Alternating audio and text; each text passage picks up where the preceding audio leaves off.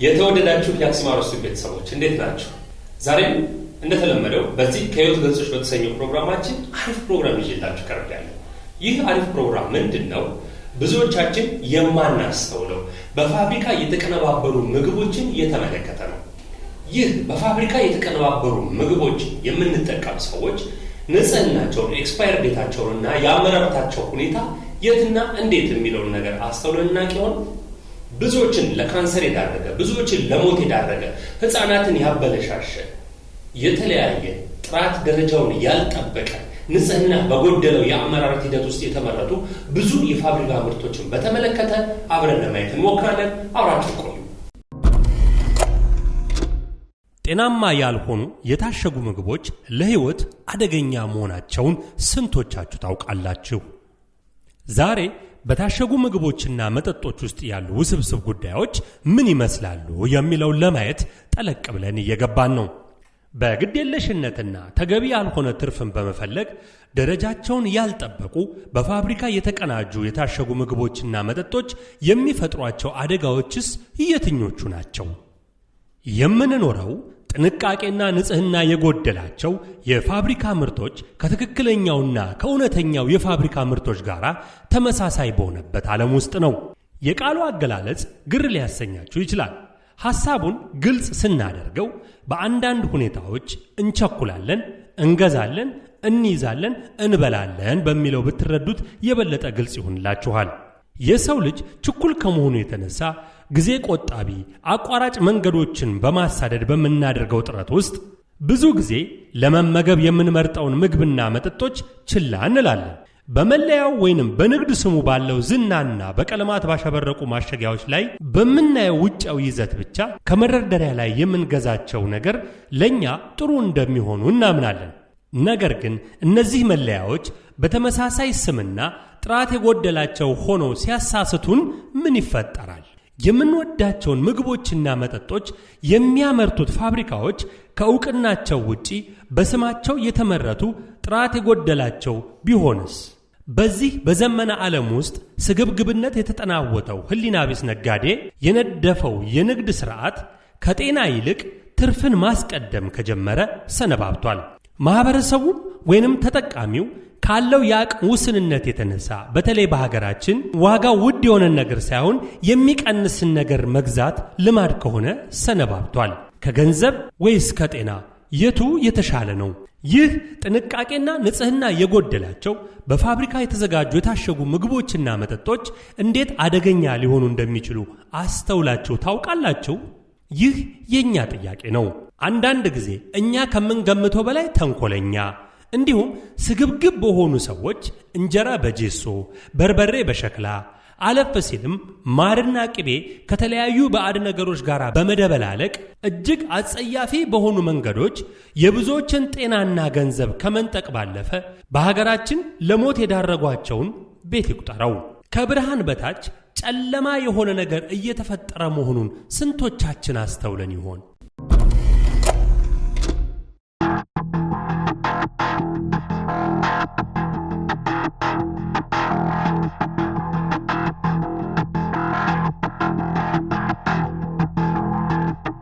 ጥንቃቄና ጥራት በጎደላቸው ፋብሪካዎች የተቀነባበሩ ምግቦች በዘመናዊ ስልጣኔ ተሸሽገው ለጥፋት ምቾት የማዕዘን ድንጋይ ሆነዋል። ቀዝቀዝ ካሉ ጁሶችና ለስላሳ መጠጦች እንዲሁም የተቀነባበሩ ምግቦች ከስኳር ሶዳዎች እስከ ፈጣን ቁርሶች ድረስ ለፍጥነታቸው፣ ለጣፋጭነታቸውና ለቀላል ተደራሽነታቸው ስንል በእነሱ ላይ ከተማመንን ሰንብተናል። ሆኖም እነዚህን ምግቦች ለማምረት የሚጠቀሙባቸው ዘዴዎች ብዙውን ጊዜ ኃይለኛ ኬሚካሎች፣ ሰው ሰራሽ ተጨማሪ ንጥረ ነገሮችና የጥራት ቁጥጥር አለመኖርን ያካትታሉ። አንዳንድ ፋብሪካዎች ጊዜና ገንዘብን ለመቆጠብ ሲሉ የምርቶቻቸው ጥራትና ደህንነት ሰዎችን አደጋ ላይ ይጥላሉ። ለምሳሌ አንድ ቀለል ያለ የፍራፍሬ ጭማቂ እንመልከት። በመጀመሪያ ሲታይ ጤናማ ይመስላል። ከፍራፍሬ የተሰራ ነው። ከሁሉም በላይ ጣፋጭና በማስታወቂያ ያሸበረቀ ነው። ነገር ግን በዚያ ጠርሙስ ውስጥ ያለው ፍራፍሬ እርስዎ ሊገምቱ በማይችሉት መንገድ ተዘጋጅቶ ቢሆንስ? ምናልባትም ጭማቂው በከፍተኛ ሙቀት ውስጥ በፕላስቲክ ታሽጓል፣ በተለያዩ ጣዕምና ቀለማት ተሰርቷል። በአቀማመጥ ጉድለትና በሙቀት የተነሳ ጠቃሚ ንጥረ ነገሮችንና ጣዕሙን ከውስጡ ያስወግዳል። ወይም ደግሞ የመቆየት ሕይወትን ለማራዘም በሰው ሰራሽ ማከሚያዎች ተሞልቶ ሊሆን ይችላል። ይህም ጤናማ መጠጥ ሊሆን የሚችለው በጣም ትንሽ ጤናማ ወደሆነ ነገር ይለውጠዋል። ግን ያ ገና ጅምር ነው። ተያይዞ የሚመጣው በሽታስ? ስንቶቻችን ነን ለልጆቻችን የታሸጉ ጁሶችም ይሁኑ ብስኩቶች ወይም ምግቦች ስንገዛላቸው እንዲሁም ለራሳችን ስንገዛ የተመረተበትን ብሎም አገልግሎት ማብቂያውን አስተውለን የምናነበው ስንቶቻችን ነን? ለመሆኑ የተደበቁ ንጥረ ነገሮች እነማን ናቸው? እነዚህ ምርቶች በጥሩ የቴሌቪዥን ማስታወቂያና የፖስተር ህትመት ሙሉ በሙሉ ከተፈጥሮ የተሰራ ከስኳር ነፃ ወይንም ትኩስና ወፍራም በሚሉ አማላይ ማስታወቂያዎች ጀርባ ተደብቀዋል። አብዛኛውን ጊዜ እንደ ሞኖሶዲየምና ግሉታሜት በከፍተኛ ፍሩክቶስ የበለጸገ የበቆሎ ሽሮፕና በከፊል ሃይድሮጂን የተደረገባቸው ዘይቶችን በውስጣቸው ይዘው ይመረታሉ። እነዚህ ንጥረ ነገሮች እንግዳ ብቻ አይደሉም፣ ብዙውን ጊዜ ጎጂ ናቸው።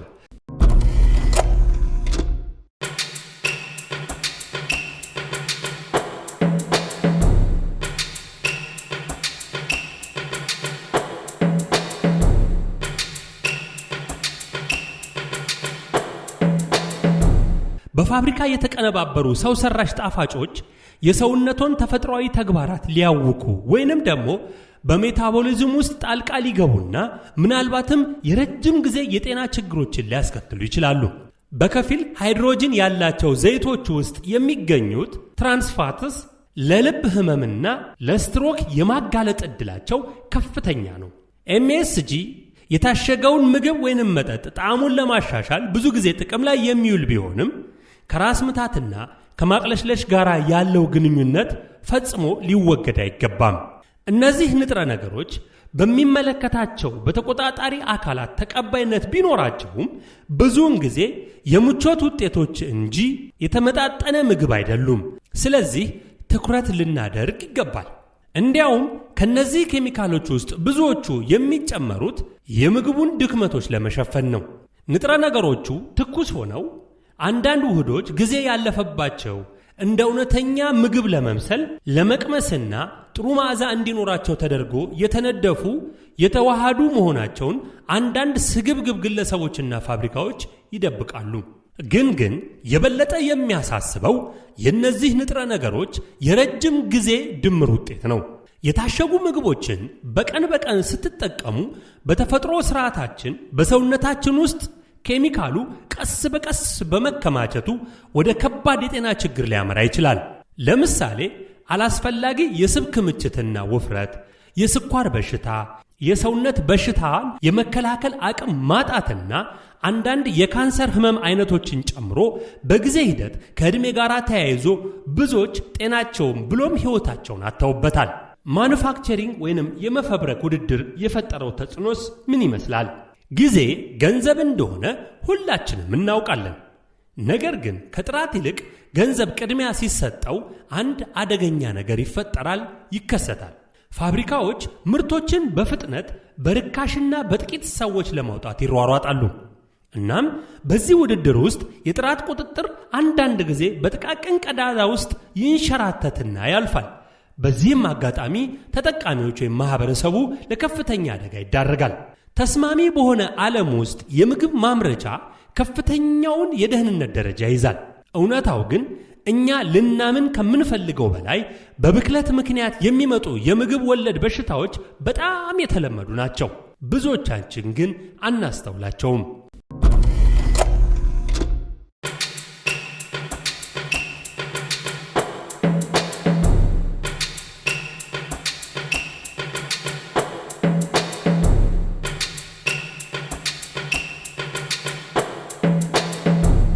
የምግብ ማስታወሻዎች በፋብሪካ ውስጥ የሆነ ነገር እንደተፈጠረ ሁልጊዜ ወቅታዊና ማስታወሻ ናቸው። አንዳንድ ጊዜ በገንዘብ ውጤታማነት ላይ ብቻ ያተኮረ ሥራ ለምርት ትክክለኛ እንክብካቤና ቁጥጥር በቂ ያልሆነ የአሰራር ምልክቶች ናቸው። ብዙውን ጊዜ የምርት ጊዜ ያለፈባቸው፣ ጥራት የጎደላቸው በፋብሪካ የተቀነባበሩ ምግብና መጠጦች ለሚጠቀመው ሕዝብ የማይድን ጠባሳን ጥለው ከማለፋቸውን ባሻገር ምልክቶቹ ከቀናት ወይንም ከሳምንታት በኋላ አለመታየታቸው ችግሩ ከየት እንደመጣ በትክክል እንዳይታወቅ ስለሚያደርግ ነገሩን ከበድ ያደርገዋል። ለመሆኑ በጤናማ መለያዎች ስር ተደብቆ ያለ ማታለል ምን ይመስላል? አሁን ትኩረታችንን ወደ መለያዎቹ ራሳቸው እናዙር። በተንሰራፋው የግብይት ዓለማችን ማሸግ የጥበብ ሥራ ሆኗል። የማሸጊያው ዲዛይን በአማረ ቃል ኪዳን ሊሸጥሎት ነው። ሲያሞካሽም እንዲህ ይላል፣ ይህ ምርት ጤናማ፣ ኦርጋኒክ ወይንም እንዲያውም ከማሳ የተመረተ ትኩስ መሆኑን ቃል በመግባት ያሳምናሉ።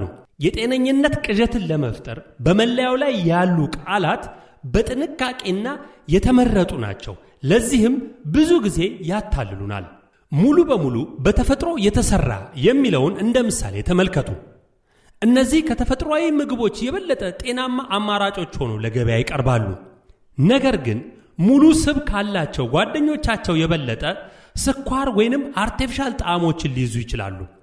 በአንዳንድ ሁኔታዎች እነዚህ ተተኪዎች የስብና የፕሮቲን ተፈጥሯዊ ፍላጎታችንን ማሟላት ባለመቻላቸው ከመጠን በላይ መብላትን ያስከትላሉ። በመሆኑም በተፈጥሯዊ መለያ ስም አይታለሉ።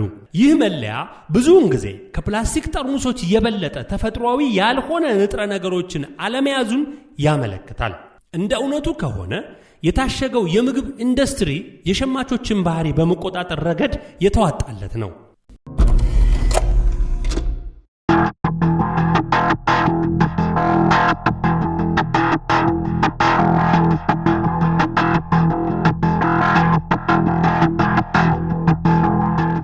እነዚህ ምርቶች የሚመስሉን ያህል ለኛ ጠቃሚ ላይሆኑ እንደሚችሉ ለመደበቅ ሲባል ብልህ የግብይት ዘዴዎችን እየተጠቀሙ ፈጣንና ተመጣጣኝ ምግብን ለማግኘት ባለን ፍላጎት ላይ እንዴት መጫወት እንዳለባቸው ብልሃቱን ተምረዋል። ስለዚህ ማስተዋልና መጠንቀቅ ተገቢ ነው። ለመሆኑ በሰውነታችን ላይ የሚያስከትለው መግዘዝስ ምን ይመስላል? ምናልባት ይህ ሁሉ ለምን አስፈለገ ብለው ይጠይቁ ይሆናል። ስኳር የበዛበት መጠጥ በተወሰነ ጊዜ በእርግጥ ከፍተኛ ለውጥ ያመጣል ወይንስ አያመጣም? ነገር ግን እንደ እውነቱ ከሆነ በሰውነታችን ላይ ትልቁን ተጽዕኖ የሚያሳድረው የምግብ ምርጫችን የድምር ውጤቱ ነው። በጊዜ ሂደት በፋብሪካ የተሰሩ ምግቦችን ያለማቋረጥ መጠቀም በሽታን የመከላከል ስርዓትን ከማዳከም ባሻገር ሜታቦሊዝምን በማዛባት አጠቃላይ የጤና ሁኔታ ማሽቆልቆልን ያስከትላል። ለበሽታዎች የበለጠ ተጋላጭ የሆንን ነው። በአንድ ወቅት አልፎ አልፎ የነበሩትን ሁኔታዎች ለመቆጣጠር በመድኃኒት ላይ የበለጠ ጥገኛ እንሆናለን። ሕፃናትም በእነዚህ ምርጫዎች ተጽዕኖ ይደርስባቸዋል። ለዚህም ማሳያ በሕፃናት ላይ ከመጠን ያለፈ ውፍረት እየጨመረ ሲሆን እንዲሁም የስኳር ህመም በአስደንጋጭ ሁኔታ የተለመደ እየሆነ መጥቷል። ልብ በሉ፣ ብዙ ጊዜ የታሸጉ ምግቦችን ስንጠቀም ግን አስተውሎት በጎደለው መንገድ መሆን የለበትም። ይህንን ስንል በንጽህና ጥራቻቸውን የጠበቁና በአግባቡ የተመረቱ ምርቶችን አትጠቀሙ ለማለት አይደለም።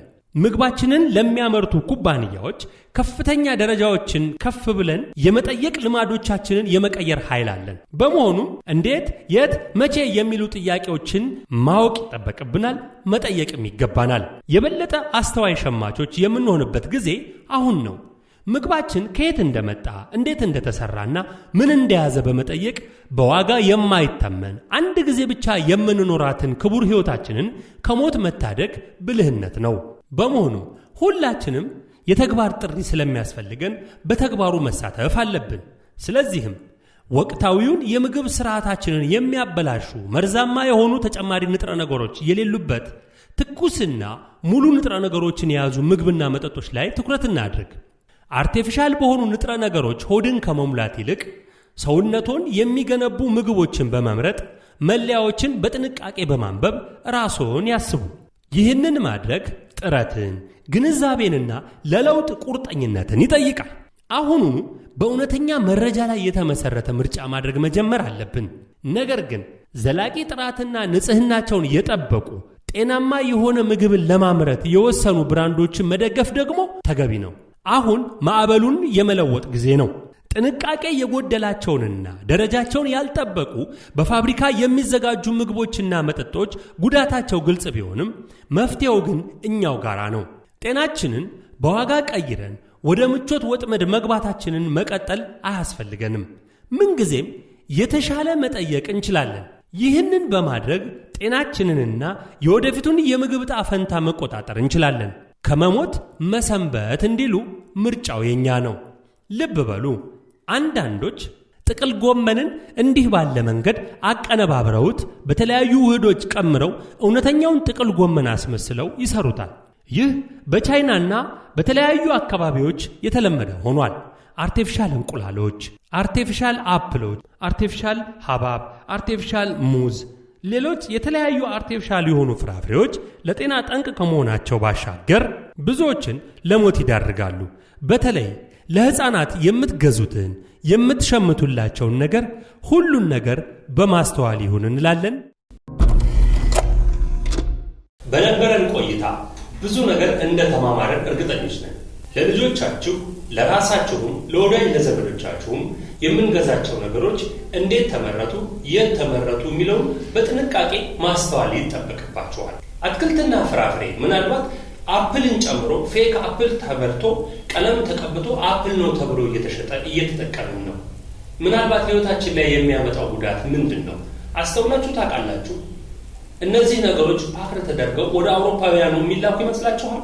አውሮፓውያኑ ጥራትና ደረጃውን የጠበቀ ቁጥጥር ሊኖራቸው ይችላል ተብሎ ስለሚታሰብ ስለሚፈሩ ወደ አፍሪካውያን እንደሚላክ ስንቶቻችሁ ታስባላችሁ? በእርግጥ በሀገራችንም ጥራትና ደረጃ መዳይ ባለስልጣን ተቆጣጥሮት ጠብቆት እንደሚደርሰን እምነት አለን። ነገር ግን አንዳንድ ስግብግብ ሰዎች ከጥቅም ጋር በተያያዘ ሁኔታ ጥራትና ደረጃቸውን የጎደሉ ምግቦችና መጠጦችን በአካባቢው እንዲሰራጭ በተለያዩ ሱቆች፣ በተለያዩ ቦታዎች እንዲሰራጭ ያደርጋል። ይህና መድኃኒቶችን ጨምሮ ማለት ነው። ስለዚህ ባለማወቅም በአውቀንም ደግሞ ንጹህ ነው ብለን የተጠቀምናቸው ነገሮች ስንቶቻችንን አበላሽቷል። ስንቶች ለሞት ተዳርጓል። እርግጠኛ ነኝ ብዙዎቻችን በቤታችን ደርሷል።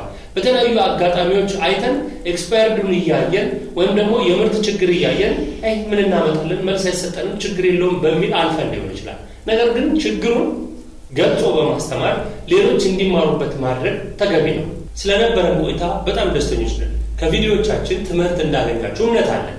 ፕሮግራማችንን ከወደዳችሁት ሰብስክራይብ፣ ላይክ፣ ሼር በማድረግ መልካም ትብብራችሁ አይለይ ስንል በአክብሮት እንጠይቃለን። ለዛሬ የነበረን ፕሮግራም ይህን ይመስላል።